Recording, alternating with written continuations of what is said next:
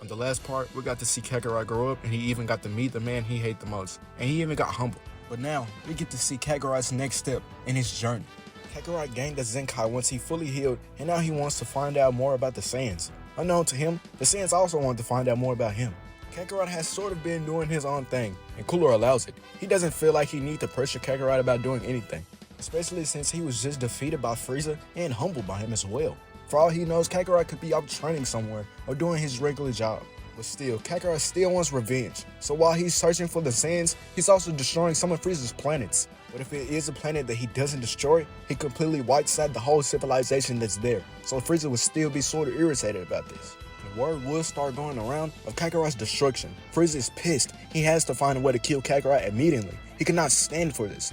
And if it reached Frieza, then it also reached the Saiyans. And they hope they can meet Kakarot one day while he's off destroying one of the planets. And hopefully this happens before Frieza reaches him first. Kakarot would be flying through space and he reaches another planet. Hopefully the Saiyans are on this one. When he arrives, he sees the planet is already being destroyed. Maybe it's the Saiyans. They're probably already on the mission. Kakarot flies towards the chaos and a huge tree appears out of nowhere. This would be odd. Kakarot checks his scouter and sees a group of people there. They don't even look familiar though. And he's actually irritated that he still hasn't found any of the Saiyans yet. Kakarot flies down to the group, and to his surprise, there actually is a Saiyan there. But he doesn't look like the Saiyans that he's seen on Frieza's planet. He sort of looks like him. Kakarot will ask the unknown Saiyan for his name, and the Core would get on guard. Until the Saiyan that we all know as Turles tells them that everything is okay.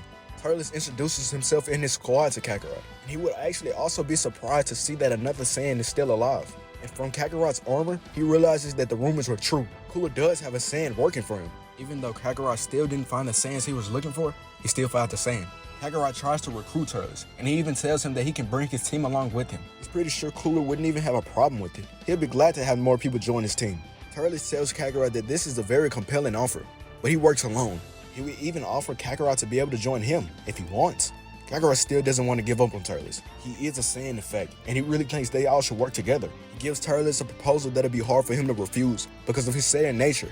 Kakarot tells Turles if he's able to beat him in a battle and the Crusher Corps with him, that they'll have to join him. But if Turles and the Crusher Corps are able to defeat him, then he'll join Turles. And just as Kakarot thought, Turles is intrigued by this offer, so he accepts. Turles thinks that it will be easy to fight Kakarot. Even though the rumors about Kakarot would tell him otherwise, who cares? Turles still has the fruit from the Tree of Might that he can eat. The Crusher Corps stands in front of Kakarot, and Turles starts to fly up towards the Tree of Might. Kakarot watches everyone very carefully, and when he sees Turles flying towards the tree, he suspects that the fruit that's hanging is something that's going to help him.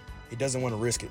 He can't allow Turles to eat that fruit. He doesn't even know what it can do to him. Kakarot wouldn't even have cared to learn the Crusher Corps' names, so he kicks the one with the long hair in the stomach, the elbows, the one with the silver on in the face. Then he rockets towards Turles. The rest of the Crusher Corps will start to chase Kakarot, so Kakarot wouldn't prevent Turles from eating the fruit.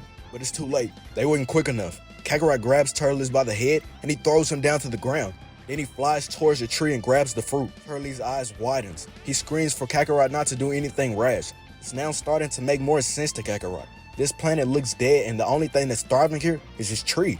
This tree must be sucking the life force from this planet. Turles confirms this, and he tells Kakarot this fruit gives him more power. And if he allows him to eat it, then he'll be a better challenge for Kakarot. Kakarot thinks about this. Then he looks at Turles and crushes the fruit.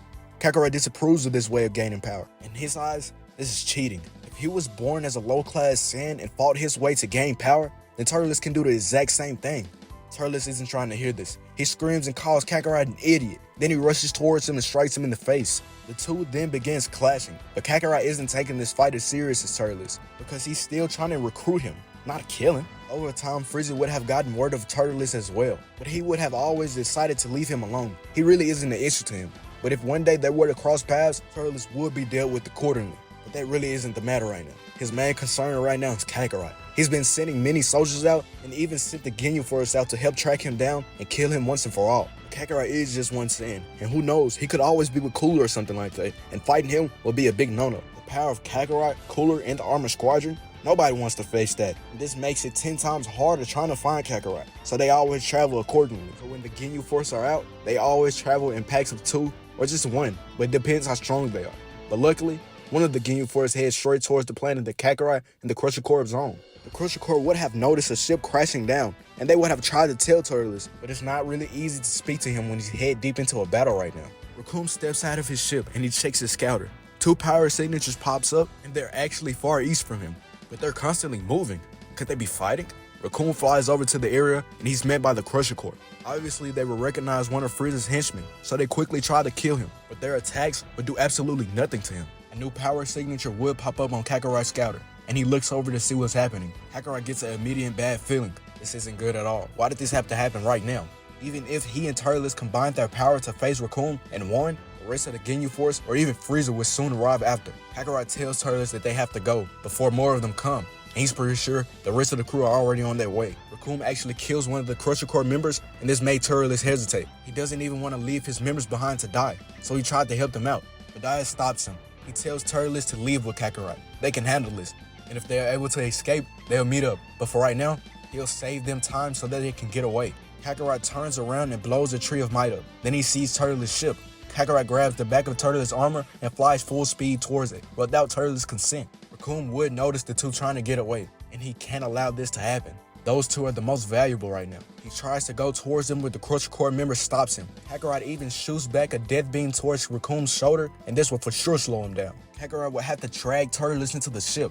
He places the coordinates to one of Cooler's planets, and they leave the planet. Turles is now all alone. He has no choice but to join Kakarot, but hopefully there is a way around it. Kakarot doesn't seem like a bad guy, but it's just Cooler. He doesn't want to work for him. He's probably just like Frieza, and he doesn't even know why Kakarot even wants to work with him. Maybe with a little encouragement, Kakarot can come to his senses and realize that being free is beyond better than working for a tyrant. They could actually start over, just he and Kakarot, start their own business, take over the universe together, kill both Frieza and Cooler. Kakarot tells Turles that working for Cooler isn't that bad. He's been doing it his whole life, and at the end of the day, they all trying to achieve the same thing, and that's getting rid of Frieza. Kakarot starts to explain the rest of his plans to Turles, and Turles slowly starts to understand. Maybe Kakarot isn't just a blind puppet. The rest of the Crusher Corps would have been killed, and as Kakarot predicted, the rest of the Ginyu Force did meet up on that planet. Frieza would have been told about this, and even though Kakarot wasn't killed, one of his problems were the Crusher Corps. It was a surprise to hear that the guy running that was a Saiyan, but it's aggravating at the fact that now he's with Cooler. Cooler is glad that Kakarot brought along another Saiyan. This most definitely would piss Frieza off even more, and once Kakarot recruits the other Saiyans, Frieza will lose one of his strongest groups, making his defenses nothing to really worry about. The only group that could be sort of a nuisance is the Ginyu Force. They'll be dealt with soon. Kakarot or the Armored Squadron could take them on. But now, it's time to train.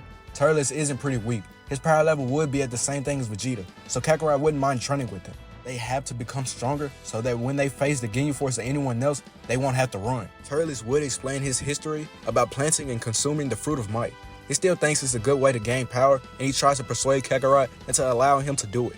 He even offers Kakarot one of the fruits, but Kakarot still declines. While they would train with each other, Kakarot would find Turles' techniques pretty interesting, but he still feels that he's the superior fighter.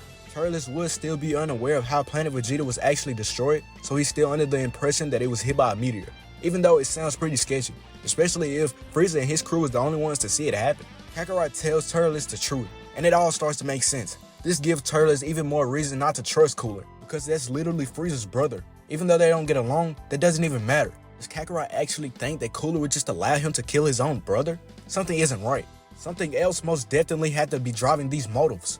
Kakarot wouldn't listen to Turles every time he brings this up. He's beyond adamant about Cooler being solely loyal to him, and even throws in the reason why Turles is still alive, because Cooler allows it. Turles scoffs. He calls Kakarot a mindless idiot, and he walks away to spectate around the ship. Maybe there's something around here that he could use, or maybe even listen in on a conversation to get more closure on the deception that's going on around this place. And for the first few days, Turles finds absolutely nothing. It's all been pretty normal, until he comes across Cooler and Salza speaking in a room. Turles overhears them calling Kakarot and Frieza a means to an end, and calling Kakarot such an idiot. He's been played like a fool his whole life. If Kakarot actually gets to the point where he's able to weaken Frieza enough, or even gets him on the verge of death, he'll step into the battle and kill both of them, making it to where there is no one in the universe that could stand up against his power. Turles knew it. It was all too good to be true. They're all the same. Frieza and his family. He has to tell Kakarot, but Kakarot might not even believe him. Kakarot's too consumed with delusion, but he still has to try. Once Turles leaves, Cooler starts to laugh. Salza calls the Saiyans so stupid. They are so gullible, and Cooler agrees. Turles fell right into his trap. Cooler would have obviously caught wind of Turles snooping around his own ship, so why not give Turles what he's looking for? Even if he tells Kakarot, he won't even believe him. If Cooler gets Kakarot to turn on Turles and even the other Saiyans, he won't even have to worry about killing him. Kakarot could just do it all for him. The Saiyans don't even know a thing. Everyone is falling right into Cooler's hands without even knowing it.